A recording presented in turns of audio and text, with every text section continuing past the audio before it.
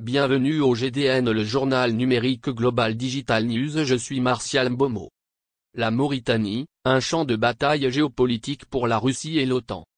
La résolution du G5 Sahel a transformé la Mauritanie en un point de discorde entre Moscou et l'Alliance Atlantique. Dans un contexte d'escalade qui rappelle la guerre froide, la Russie et l'OTAN sont engagés dans une lutte à multiples facettes, reconnaissant l'Afrique de l'Ouest comme une arène géopolitique cruciale pour leurs intérêts et leur influence respectifs. La course à l'implantation en Afrique prend de l'ampleur et la Russie doit faire face à de nouvelles réalités géopolitiques tout en relevant les défis pratiques existants. La Russie investit dans des secteurs et des sphères économiques compétitifs en s'appuyant sur une stratégie fortement anti-occidentale et en invoquant le spectre de l'assistance de l'ère soviétique.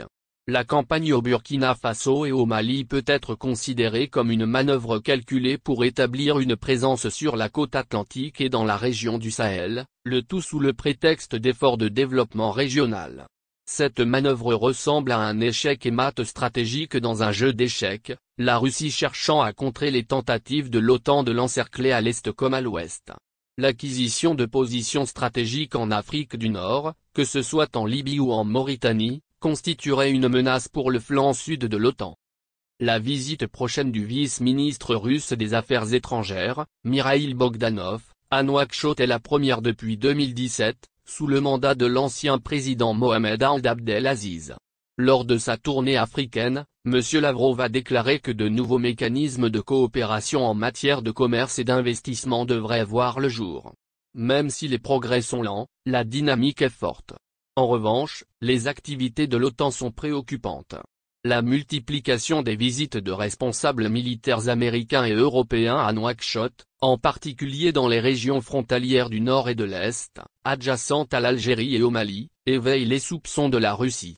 L'intérêt exprimé par l'OTAN pour l'établissement d'une base militaire est particulièrement préoccupant, non seulement pour lutter contre le terrorisme dans la région du Sahel, mais aussi pour contrer toute expansion russe en Mauritanie et sur la côte atlantique, ce qui constituerait une menace pour les territoires méridionaux de l'Alliance, y compris les îles Canaries. Inversement, Moscou devrait proposer à Nouakchott une coopération militaire renforcée, notamment en fournissant à la Mauritanie des armements, y compris des armes lourdes, comme elle l'a déjà fait avec le Mali.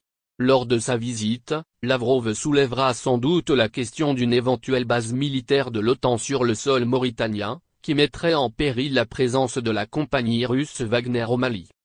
La guerre de la Russie en Ukraine a rendu les États-Unis plus déterminés à expulser Wagner d'Afrique, et il n'est pas improbable qu'ils l'inscrivent sur la liste des organisations terroristes, suite à une série de sanctions qu'ils ont imposées à l'entreprise et à ses dirigeants. La Mauritanie, malgré sa coopération étroite avec la France et les États-Unis, a signé un accord militaire avec Moscou en juin 2021. Merci de suivre Global Digital News, une production GAN Télévision+.